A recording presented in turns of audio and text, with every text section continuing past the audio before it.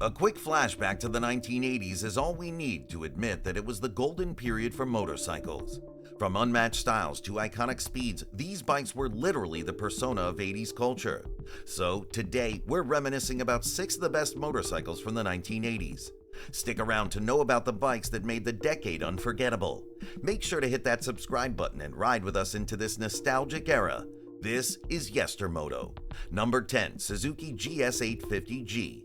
As a part of the Suzuki GS lineup, the GS850G was introduced in 1981 and lasted only for a year, with its production ending in 1982. Known for its smooth performance, the model was equipped with the 843cc 4-stroke transverse 4-cylinders DOHC engine with 2 valves per cylinder. Paired with a 5-speed transmission, the engine produced 77.6 horsepower at 9,000 RPM and 47.9 pound-feet of torque at 7,500 RPM. Having a top speed of 119 miles per hour, the motorcycle was practical yet powerful. The model's standout feature was the shaft drive, which offered a low-maintenance operation and a cleaner alternative to chain drives. When the shaft drive was paired with the well-tuned suspension, the bike became ideal for touring. Number 9. Yamaha XT600.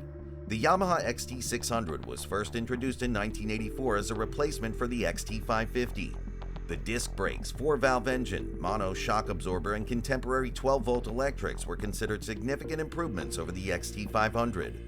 The all-purpose motorcycle featured a high-mounted front fender, a small rectangular headlight integrated into a small front cowl with a small wind deflector, a one-piece dual seat, a small luggage rack, a single exhaust system half covered by a fairing, an engine plate, and wire-spoke wheels. Equipped with a 595cc 4-stroke single-cylinder air-cooled engine, the Yamaha XT600 produced 45 horsepower at 6,500 RPM and 37 pound-feet of torque at 5,500 RPM. The motorbike comes in various different versions, but all of them are considered to be all-purpose enduros, which are suitable for use on both the road as well as off-road driving. Number 8. Suzuki GSXR750. This sports motorcycle was introduced by Suzuki in 1984. First revealed at the Cologne Motorcycle Show in October 1984, this motorcycle was a part of Suzuki's GSXR series. Many variants of the GSXR750 were launched, but nothing came close to the classic. Introduced in 1985, the original Suzuki GSXR750 featured a lightweight aluminum alloy frame, flat-side Mikuni VM29SS carburetors, twin disc with 4-pot calipers, and 460mm tires both front and rear. Equipped with a 749cc 4-stroke liquid-cooled DOHC 4 valves per cylinder 4-inline engine, the motorcycle functioned with a 6-speed transmission. The original model featured an air and oil-cooled version of the engine instead of a water-cooled engine. This helped the manufacturer to reduce the weight of the motorcycle. The original version featured a seat that had separate front and rear sections, but that was changed later as all models from 1986 onwards had a one-piece seat. Number 7. Honda XRV650 Africa Twin. The next one on our list is the Honda Africa Twin. Now, some of you might be confused since the model's associated with the 90s bikes, but we're talking about the XRV650 Honda model of the Africa Twin. You can say that this enduro motorcycle walked so that the 2021 Honda African Twin model could run. The model was initially introduced as a response to the success of the BMW R80 GS. Inspired by the Honda XL600V and the Honda NT659 Hawk, the model was produced for just 1 year, from 1988 to 1989, but despite that, the model gained massive popularity. Equipped with a 647cc V-twin-cylinder engine that produced 57 horsepower and 41 pound-feet of torque, this motorcycle weighed almost 220 kilograms. The water-cooled 4-stroke engine was mounted transversely in the frame so that the 2 cylinders were positioned one behind the other at an angle of 52 degrees to the crankshaft. Both the cylinders had a bore of 79mm and the pistons had a stroke of 66mm. Paired with a 5-speed manual transmission, the motorbike had a gearbox that had 5 gears and was connected to the rear wheel through a chain. The bike also featured an aluminum shock absorber on the rear wheel arm that had a deflection system that was adjustable in terms of both preload and damping. Number 6. BMW R80 GS.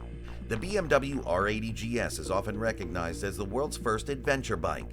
As the first in the BMW GS family of specialized dual sport bikes, this motorbike was capable both on and off the road. Even the name was evidence of that. The GS stands for the German words Gelände Straße, which means off-road road. Equipped with a 797.5cc BMW Type 247 engine, which is a flat twin, sometimes known as an airhead, this model was the first large displacement multisport bike on the market. Along with featuring Nacostle cylinders, electronic ignition, and a lighter flywheel, the rear of the bike had the new mono lever. This was a combined single-sided swing arm and drive shaft with the rear damping provided by a single shock absorber. Production for the R80GS ran from 1980 to 1987. With a production of more than 21,000 bikes, this model was an extreme hit among motorbike enthusiasts.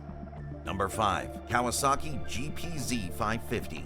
Back in 1981, Kawasaki was doing really well when it came to the Grand Prix racing, but they wanted to level up their game a little more.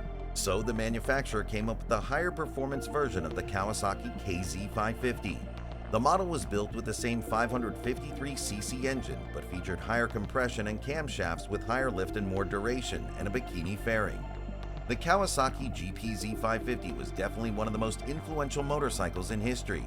Using a double cradle steel frame with a transversely mounted air-cooled 4-cylinder engine, the model produced 54 horsepower at 10,000 RPM. The engine was paired with a 6-speed transmission. The model was initially offered in red, but later it was also available in silver with red and blue stripes. Number 4. Ducati 851. The Ducati 851 was a 90 degrees V-twin fully faired sport bike which featured liquid cooling and 4 valve heads. Introduced in 1987, the Ducati 851 was the successor to the air-cooled 2-valve Ducati 750 F1. This model was equipped with an 851cc 90-degree V-twin fuel-injected 4 valves per cylinder Desmodronic engine that produced 93 horsepower at 9,600 RPM. Paired with a 6-speed chain drive transmission, the model had a fuel capacity of 20 liters. The Ducati 851s produced in 1987 and 1988 were tri-colored and used the signature steel tube trellis frame that featured Marvick wheels, Brembo brakes, and Marzocchi suspension. Along with that, the model also included upgraded Öhlins USD suspension components that were fitted at the front, along with fully floating front Brembo brake rotors. The model was then succeeded by the Ducati 888 because in 1981, the company released the SP series of limited edition race replicas for homologation for racing. A very notable Formula One world champion, Ayrton Senna, owns one of the Ducati 851s and is quite fascinated with the model. Number 3. Honda VF750F V45 Interceptor. The Honda VF750 V45 Interceptor, which you might know as the Honda RC15, is a technologically advanced sports motorcycle that was introduced in 1983. Equipped with a revised engine from the Magna, the model featured a 750cc liquid-cooled DOHC V4 4-stroke engine that produced 86 horsepower and was paired with a 5-speed gearbox. The motorcycle won the Castrol 6-hour race in 1983. Not just that, the Honda VF750 V45 Interceptor has also won the AMA Superbike Championship for 2 years straight in 1984 and 1985 with Fred Merkel. The RC15 came with a fully adjustable Showa suspension with a 39mm anti-drive front fork supporting a radically small 16-inch front wheel for enhanced cornering. Designed significantly different from all previous Honda racing bikes, this model still turns heads today. Having a highly visible square tube perimeter frame instead of a conventional round tubing, this model was an unexpected sales success. Number 2. Honda VT750C Shadow. The Honda Shadow series included several cruiser-type motorcycles, but the VT750C definitely takes the win.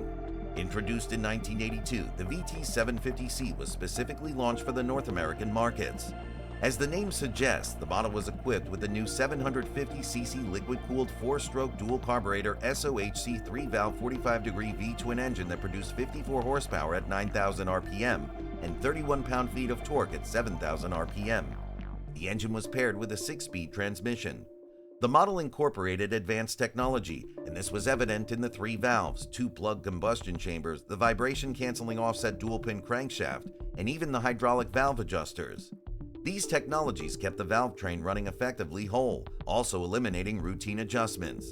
The Honda VT750C model was also launched in Japan for Honda's domestic market. Although it was almost identical, the Japanese version was named NV750 Custom and had some minor changes made to it. Number 1. Kawasaki Ninja GPZ900R. The Kawasaki GPZ900R was known for its revolutionary design back in the 1980s. After being developed essentially in secret, the GPZ900R was introduced to the market in 1984 as a motorcycle with the world's first 16-valve liquid-cooled inline four-cylinder motorcycle engine. The 908cc four-cylinder engine produced around 115 horsepower and 61 pound-feet of torque that allowed the bike to accelerate to 151 miles per hour. As the first stock road bike to exceed 150 miles per hour, it was truly a ninja among the 80s bikes. All credit to the new suspension and a crankshaft counterbalancer that almost eliminated secondary vibration. The GPZ900R was smooth and rideable even in urban traffic. Even though the model was built with the best equipment, it was fairly low-tech. Built without any digital gauges and LCD screens, the motorcycle featured a large speedometer and combination voltmeter and tachometer. All gauges featured white markings, which made them easy to read at speed. That was one nostalgic journey. These 1980s motorbikes were truly the full package. Speed, endurance, amazing aesthetics, these bikes had it all, don't you think? Share your thoughts in the comments below, and don't forget to subscribe to our channel. See you in the next video.